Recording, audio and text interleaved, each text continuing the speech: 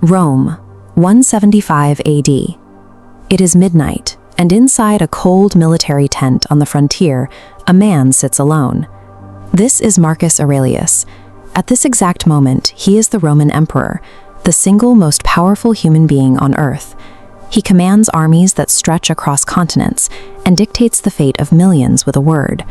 Yet sitting in the dark tonight, he has zero control over the crises dismantling his life. This map shows the Antonine Plague tearing through the empire, killing his soldiers by the thousands and devastating the citizens he is sworn to protect. Simultaneously, one of his most trusted generals, the man responsible for the eastern provinces, has committed treason and declared a rebellion.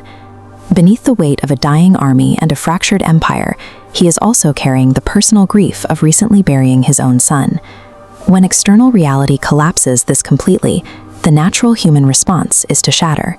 How does a mind remain intact when it lacks the power to fix a catastrophic reality? While panic or wrath would be the standard reaction, Aurelius responded with quiet, deliberate action.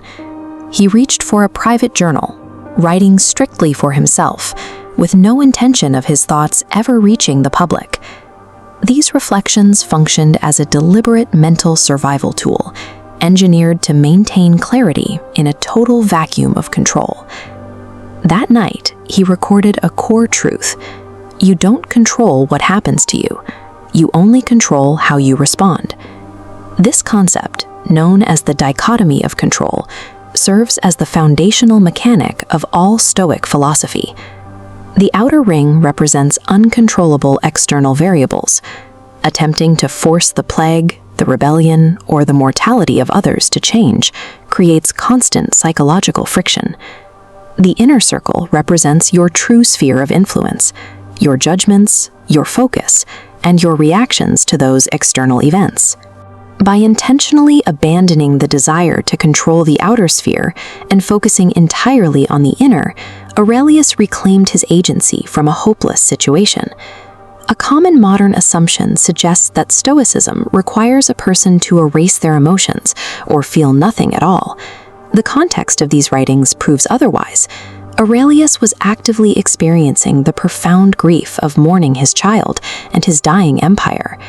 Stoicism is the active mastery of pain, providing a framework to process and manage suffering as it occurs. Psychological strength is forged through the deep experience and subsequent management of that pain.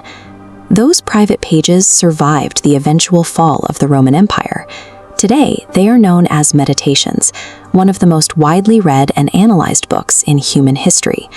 The book endures because the mechanics of human suffering have remained unchanged since 175 AD. The emperor's extreme stress test mirrors the everyday crises we face, from professional failure to personal loss.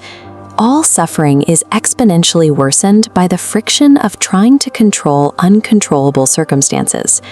Recognizing when you are in the middle of your own metaphorical midnight is the first step towards endurance.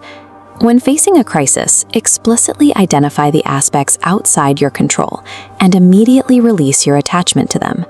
Your deliberate internal response remains the single domain of power you will always possess.